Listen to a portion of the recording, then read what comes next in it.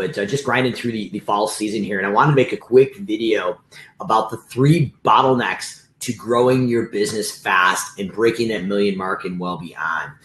Traditionally in a business, we find that there's 3 bottlenecks of when you go to scale a business. And the first one is really going out and growing fast without having the right people on your bench and reinforcing the culture. The next one is growing fast and not knowing your numbers. And then the final one is cash flow. So as we dive into this, we're going to scale this business and create a scalable business that is replicatable without the business owner. Is basically when I realized I wanted to get to the day-to-day operations of my business and achieve the success that I wanted, I needed to go in and create a culture that was replicatable and basically empowered my vision and where I wanted the company to go.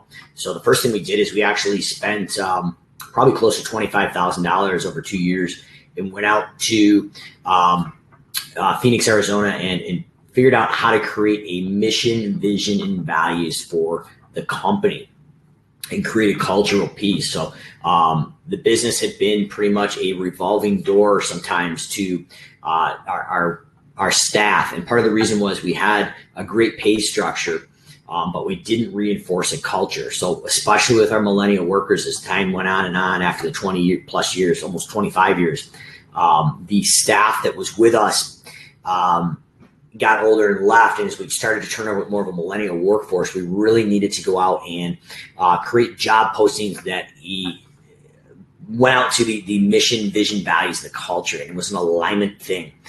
So basically, as we created this alignment, we created job descriptions and job postings that actually went out to the culture of the business. And then we actually created an interviewing process that aligned to the culture as well. One of the examples and one of the core values that we believed in is we would do what we said we did. And as we interviewed people, pre-screening interview question would be, how do you feel about when somebody says they're going to call you back and they don't? We just let the applicant respond to that. And that was a good alignment question. So if they responded that they absolutely hated it, and they, if someone says they should do, they're going to do something and they don't do it, then that right there was a good telltale sign that we had a good cultural alignment. And the next thing was knowing our numbers. So at least myself and many of us that started business don't know the numbers when we start in the business. After 5 years of college, I will tell you, I hated college accounting. It really didn't teach me much. It was textbook accounting. But after going out and buying a industry specific education and some of the School of Hard Knocks with the education, I went out and figured out what it cost to operate per division in the business. So our landscape maintenance and our snow removal. And we had a really good idea what it cost us to operate per employee or per man hour break even before we made a profit. And that created a non-emotional way to go out and bid. So it was no longer walking up to a yard going, well, this is a $30 to $35 cut in my market.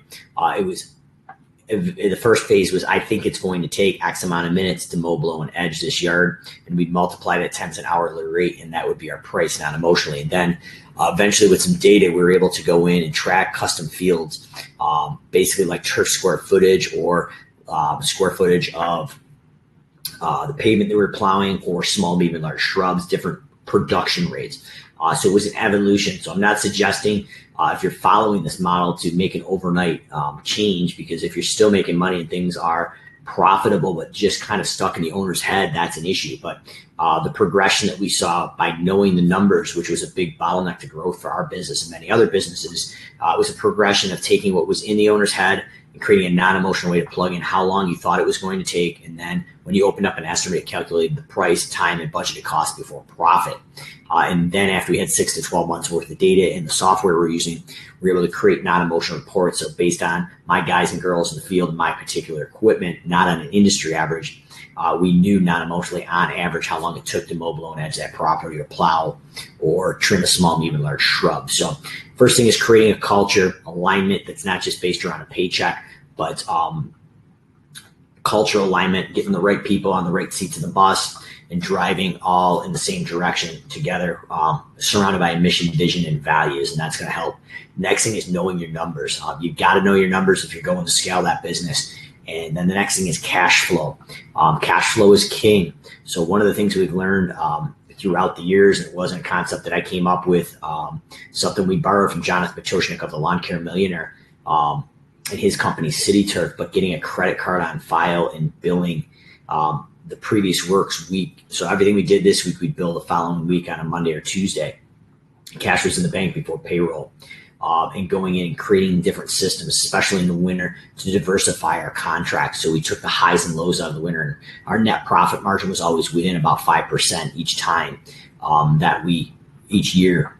So we took the risk out of it, balancing unlimited contracts with capped retainers prepaid. So no matter what, we covered our fixed and variable costs with a predictable profit margin. So if you're looking at the three major bottlenecks in your business that are potentially going to slow you down to break that million mark or beyond.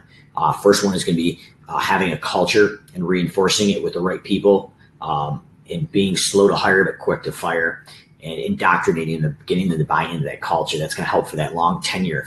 Next thing is knowing your numbers. So having a predictable and delegatable production rate based estimating system. It may be an evolution, but something that's delegatable, and it's not going on what you think the market would charge, but it's based on your specific equipment and overhead numbers. And then the last thing is cash flow. Cash flow is king. So we need to go out and create predictable systems, potentially automated, to follow up and make sure we got a credit card on file.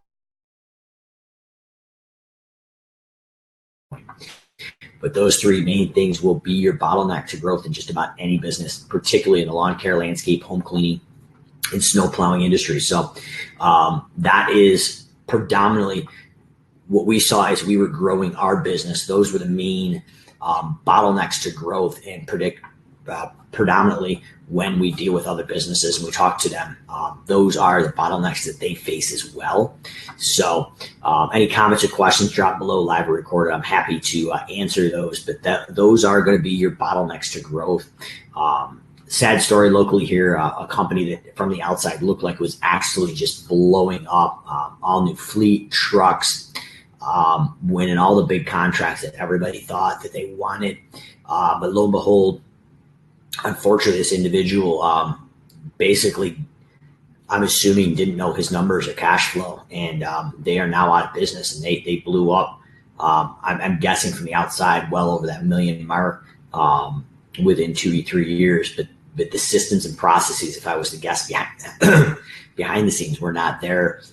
That ultimately led to their demise. So, very, very interesting that, we can grow a business sometimes past that million mark, is because it seems to be a magic number. But if we don't have the right people and culture, we don't have the numbers non-emotionally to create an estimate process with built-in profits and a system to have positive cash flow, especially in a seasonal business such as lawn care or snow removal. You're going to get in trouble, and you're getting in trouble quick. A book I'd highly recommend is Profit First by Mike Michalowicz. And it seems a little goofy at first, but I will tell you that that book and the methodology, or most of the methodology at least, has been instrumental in both of my businesses. And it's something to be said on a quarterly basis when your accountant calls you and says, hey, you owe $40,000 or so in taxes projected for the quarter. And you go to look in your bank account, there's $45,000 in there. It's not an instance where you're robbing Peter to pay Paul, but you've got that actual cash aside, and you're pulling a percentage of your net profits projected and putting it in a savings account, a separate bank account. So you're building actual projected wealth that can be pulled out in a distribution. So these things are paramount in scaling a business, in my opinion. And it's going to be the foundational part to grow a successful business. So, like I said, comments or questions, drop below. I'm on a beta version of Facebook Live here. So if people are writing questions in here right now and I don't see them, I'll get to them back on the recorded version. But video today is just the main three things that you got to watch when you want to scale a business quick, break that million mark, or whatever your goal is having that right culture, right people on the right seats on the bus, as the old saying goes. So that culture, mission, vision, values, get those people aligned, extend that tenure so your learning curve and your onboarding costs are lower. Number two is going to be knowing your numbers, creating a predictable estimate system that can be delegated, as well as job costing and accountability publicly for all the estimates and the crews. for production, meeting those goals. And then the last one is cash flow. Cash flow systems. Cash is king. You really, if possible, want to build that war chest of cash, so you have your own internal, basically, line of credit when you need it, and when you're going to scale to add that next individual a little bit before you need them is ideal. But if you don't have that extra cash flow in that war chest, then it's usually not possible, especially in these seasonal businesses when everything's front loaded in the spring, especially in lawn care. So comments, questions, drop below, but hopefully that's a little bit helpful. And those are the 3 key areas to overcome those bottlenecks of growth. And if you're checking out the Simple Growth Facebook page, there's an article I just posted that I wrote for one of the magazines nationally that breaks down the exact detail of what I'm talking about here. So till tomorrow, we'll see you on Facebook Live.